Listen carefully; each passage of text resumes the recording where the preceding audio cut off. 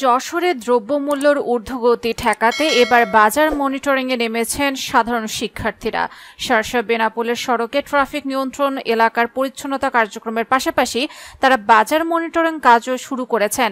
এক্ষেত্রে নিত্য প্রয়োজনীয় পণ্যের দাম ও দ্রব্যমূল্যের তালিকা পর্যবেক্ষণ করে ব্যবসায়ীদের সঙ্গে কথা বলছেন তারা। শনিবার সকাল থেকে বিকেল পর্যন্ত জেলার শার্শা উপজেলার বিভিন্ন কাঁচামাল মনিটরিং করেন তারা। বাজার ব্যবসায়ী সমিতির সঙ্গে আলোচনা করে তাদের অতিরিক্ত মূল্য নিত্যপণ্য বিক্রি না করার আহ্বান জানান শিক্ষার্থীরা। তাদের এমন উদ্যোগকে স্বাগত জানিয়েছেন সাধারণ ক্রেতারা।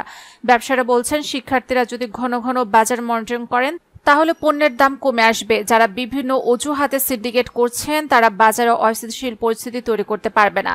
ব্যবসায়ীরা আরও জানান, কাঁচামরিচ সহ সব সবজির দাম কমতে শুরু করেছে। 200 টাকার কাঁচামরিচ এখন 180 টাকা থেকে 190 টাকায় বিক্রি হচ্ছে। আলুর দামও প্রতি কেজিতে 7 থেকে 10 টাকা কমেছে। এছাড়া অন্যান্য সবজির দাম কেজি প্রতি 3 থেকে 7 টাকা কমেছে। মোহাম্মদ মালিক মিয়া নামের এক ক্রেতা জানান, দেশ অস্থিতিশীল হলে নানা অজুহাতে প্রথমে নিত্যপণ্যের দাম বাড়ানো হয়, তবে শিক্ষার্থীদের তৎপরতায় দাম তো বাড়েনি, বরং বাজারে স্বস্তি ফিরেছে। এটা খুবই ভালো দিক।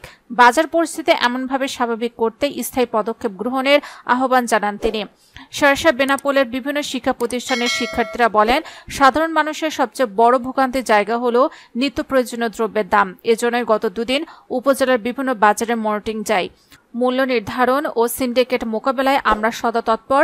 ব্যবসায়িক ক্রেতা বিক্রেতারা এ ব্যাপারে আমাদের সহযোগিতা করবেন বলে জানিয়েছেন।